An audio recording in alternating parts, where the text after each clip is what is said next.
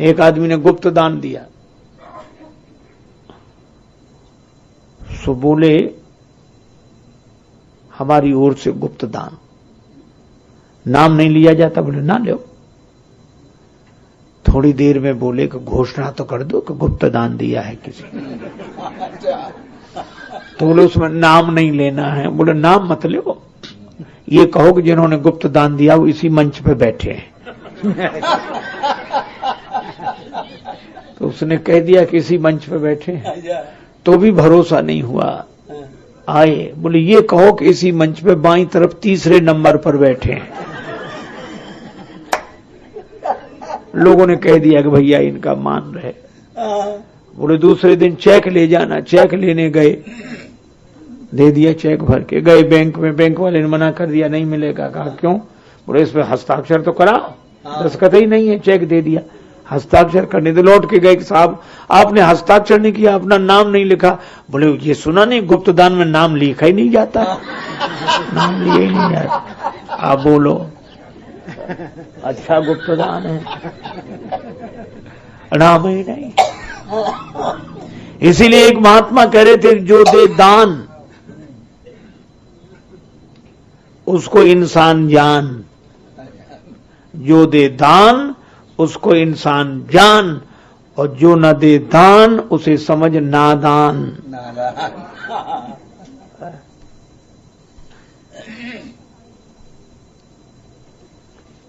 एक काशी में थे नंदन जी, उनके पास एक कवि गए।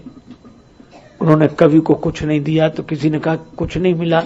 बोले नाम ही ऐसा है। उसने श्लोक ही बना दिया, नंदन आदौ नकारा, शुरू में नकार, अंतौ नकारा, अंत में भी नकार, मध्य दकारा, मध्य में दकार, उसमें भी आधा नकार लगा है। एक सज्जन थे, उनका नाम था दानचंद। बहुत पुरानी घटना है। हमारे कानपुर के पास बिठूर है, बिठूर से 12 किलोमीटर दूर पर वो रहते थे। लोगों ने नाम दानचंद इसलिए रख दिया था कि उन्होंने जिंदगी भर दान दिया ही नहीं, डरते थे। कभी भी बाहर जाएं तो डर लगे कि कोई ना कोई दान मांगेगा। 12 किलोमीटर दूर गंगा जी, जिंदगी भर गंगा जी नहीं गए, पंडा दान मांगेंगे। कमी नहीं थी, लेकिन यही कमी थी, चला ना जाए। एक दिन पत्नी ने कहा कि 12 किलोमीटर दूर गंगा जी हैं, स्नान तो कराओ। बिठूर में मुर्दा घाट है, मुर्दा घाट पे गए और इधर उधर देखा को मुर्दा घाट पे कौन रखा जब तक मुर्दा ना आए। बोले ये ठीक है, ये एकांत में नहा लेते हैं। इधर उधर देखकर कपड़े उतारे, गंगा जी में प्रवेश किया और डुबकी लगाई कि जल्दी निकल आए। भगवान को भी विनोद सूझा कि ऐसा आदमी पहली बार आया है। सो उन्होंने डुबकी लगाई, बाहर निकले, तब तक भगवान पंडा के रूप में उपस्थित। वो डुबकी लगा के बाहर निकले। भगवान बोले यजमान की जय हो, जय हो। और जो देखा तो रह गए, बोले यहां भी आ गए। पंडा जी बोले यजमान हम तो संतोषी ब्राह्मण हैं, हम तो यहीं रहते हैं मुर्दा घाट पे, कोई ना कोई आ जाता है तुम्हारे जैसा यजमान, एक एक वर्ष का इंतजाम कर देता है। घाट पे जाने की जरूरत क्या है, मुर्दा घाट पे हम तुम आ गए हो तो कर ही जाओगे, एक वर्ष का तो कम से कम। कांप गए, दान चंद हम नहीं करेंगे, इस धोखे में मत रहना। अरे बोले तो दान तो श्रद्धा से होता, तुम जितना करो, 6 महीना 3 महीना महीना। दानचंद बोले हम एक दिन का नहीं कर सकते। अरे मत करो तो कुछ तो देना पड़ेगा, नहीं तो हम गंगा जी से बाहर नहीं निकलने देंगे। अब दानचंद ने सोचा बड़ी मुश्किल, निकलने नहीं दे रहे तो कहा उधार करेंगे, उधार, चलो उधार ही करो। तो बोले एक धेला, अब वो भी उधार, देने नहीं आएंगे। पंडा बोले मंजूर, संकल्प करो। जल छोड़ दिया। दानचंद तो कपड़े पहन के आए, सोच रहे थे जान बची तो लाखों पाए। घर आए, 12 किलोमीटर गए थे, फिर स्नान किया, फिर लौट कर आए, शाम हो गई, थक गए थे। जैसे ही पलंग पर सोए तब तक दरवाजे के बाहर आवाज सुनाई पड़ी, यजमान की जय हो। पत्नी से बोले देखो कौन है, तो देखा पंडा जी, हमारे यजमान है, दान करके आए थे, हम लेने आए हैं। पत्नी गई, बोले किसी को कुछ दान करने के लिए कह आए थे, वो पंडा आए। दानचंद बोले पंडा आ गया? हाँ आ गए। देख कैसे? पत्नी से बोले जाओ कह दो बीमार है। पत्नी बोली वो गए आए, थक गए, बीमार हैं, आप कुछ दिन बाद आना। पंडा जी बोले दान मिले चाहे ना मिले, पर यजमान जब तक बीमार तब तक हम कैसे जा सकते हैं? हमारा यजमान स्वस्थ ना हो जाए, हम तो संतोषी हैं, यहीं पड़े रहेंगे। हमारी भिक्षा का इंतजाम कर दो, यहीं बना लेंगे, हम तो अपने हाथ से बना लेते हैं, आपको कोई कष्ट नहीं देंगे, बना लेंगे, आप तो सामग्री भेजवाओ। पत्नी गई कि दे देव धेला ने, वो यहीं सामग्री लेके बैठेगा। वो दानचंद बोले दे तो नहीं सकता। तो बोले क्या करोगे? तो बोला हमको श्वास रोकनी आती। श्वास रोकनी? बोले हाँ। श्वास रोक के रह गया, कह दो कि मर गए। अब बोलो श्वास रोके पड़ा। पत्नी गई, सो रो कर बोली बुरा सा मुंह बना के, मर गए पंडा जी, वो तो मर गए।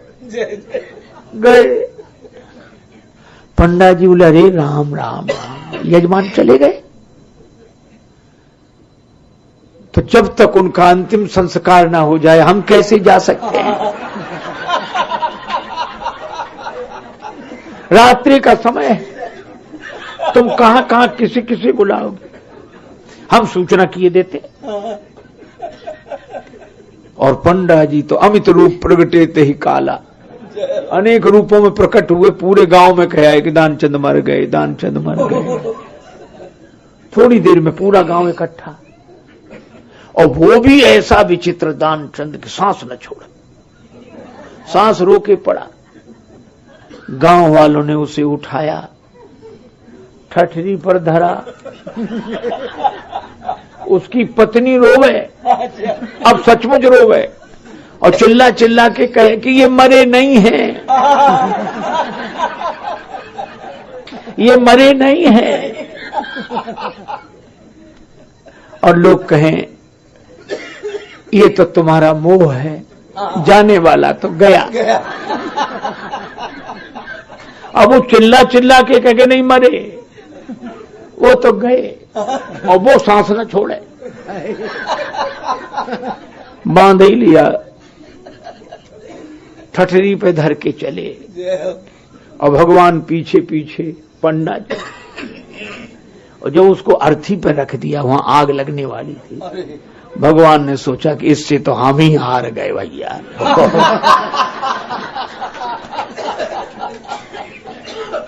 तो बोले इसके कान में कुछ मंत्र बोलना है अंतिम समय, हम पंडा हैं, बोलो।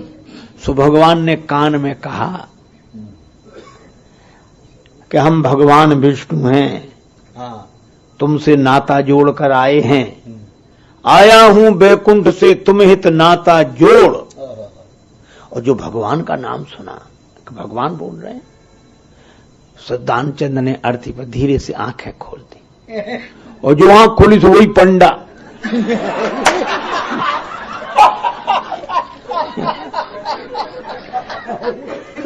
तो फिर आंख बंद कर दी। भगवान बोले हम कुछ लेंगे नहीं, हमसे ही मांग लो, मांग ले वरदान कछु, कुछ वरदान मांग लो, तो दानचंद बोले बस धेला दीजिए छोड़, और कुछ नहीं चाहिए।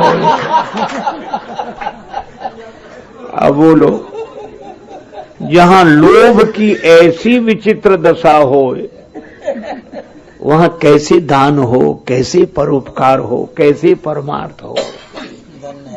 इसलिए इंद्रियों पर संयम हो। हमें इतना ही चाहिए, बस ज्यादा नहीं है। साईं इतना दीजिए जामे कुटुंब समाए, मैं भी भूखा न रहूं, साधु न भूखा जाए, अतिथि न भूखा जाए। ये ऐसे लोग जब इंद्रियों पर संयम रखते हैं तभी वे परोपकार कर पाते हैं। इसलिए 4 घोड़े हैं, बल के साथ विवेक, अर्थात वैराग्य का बल होगा तो विवेक साथ में रहेगा, और इंद्रियों का संयम होगा तो परोपकार साथ रहेगा। बल, विवेक, इंद्रिय संयम और परोपकार। और रस्सियां 3 हैं, क्षमा, कृपा, समता, रज जोड़े। क्षमा की रस्सी, कृपा की रस्सी, समता की रस्सी। अच्छा, अब आप विचार करना, जब घोड़े 4 हैं तो रस्सियां 3 क्यों? किस घोड़े को स्वतंत्र छोड़ें? कुछ लोगों ने कहा कि विवेक को स्वतंत्र छोड़ना चाहिए। वो तो ठीक है, विवेक को स्वतंत्र छोड़ दें,